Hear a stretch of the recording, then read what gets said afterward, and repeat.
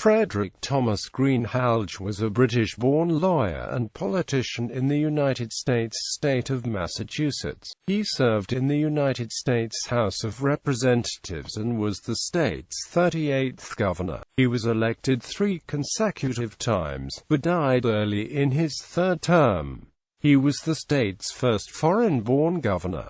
Early years. Frederic Thomas Greenhalge was born in Clitheroe, Lancashire, England on July 19, 1842, to William Greenhalge and Jane Greenhalge. He was the only son. His father, the supervisor of a printing operation, was descended from the Greenhalges, a family of long-standing note in Lancashire. The family moved first to Ashton and then Edenfield, where the young Greenhalge attended private school. In 1855 the family immigrated to Lowell, Massachusetts, where the father had been offered a job heading the printing department of the Merrimack Manufacturing Company. Greenhalge attended the public schools of Lowell, where he excelled academically and participated in debating societies. In 1859, he enrolled in Harvard College, where he was a member of the Institute of 1770 and was well regarded as a debater. He left Harvard after 3 years because his father died, the family finances having suffered a setback due to mill closures caused by the American Civil War. He briefly taught school in Chelmsford, Massachusetts and studied law. In 1863, he sought to enlist in the Union Army, but was rejected on account of poor health. He instead secured civilian job work as a commissary for the Army at New Bern, North Carolina.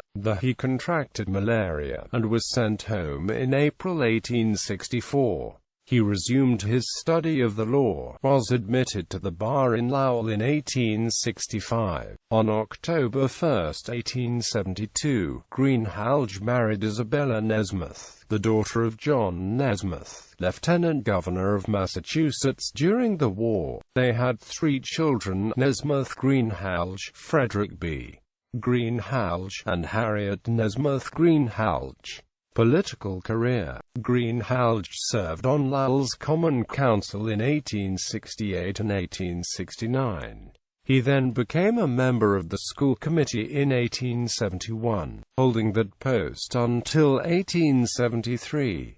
In addition to his legal practice, he also served as a judge in the Lowell Police Court from 1874 to 1884. He was politically a reform-oriented Republican, but supported Horace Greeley in the 1872 presidential election.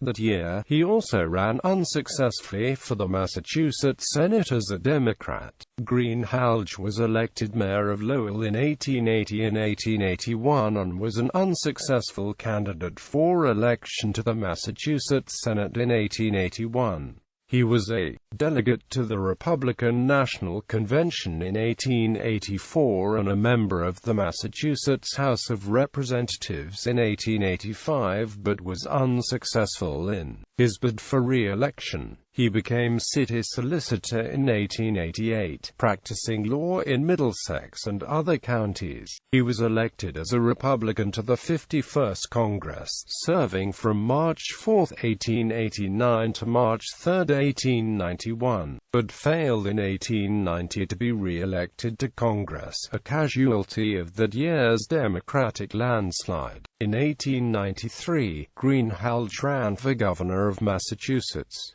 He was opposed in the Republican nomination by Albert E. Pillsbury, a member of the reform-oriented Mugwump wing of the party. Pillsbury's nomination was opposed by the PA Senator Henry Cabot Lodge, and Greenhalge was chosen as a relatively safe candidate against the Democrat John E. Russell. Russell was not as popular as the outgoing Democratic Governor William E. Russell, and the Democrats were further hurt by the start of the Panic of 1893. Greenhalge won an easy victory. He was the state's first foreign-born governor. Greenhalge served in the office from January 1894, winning re-election until his death in 1896.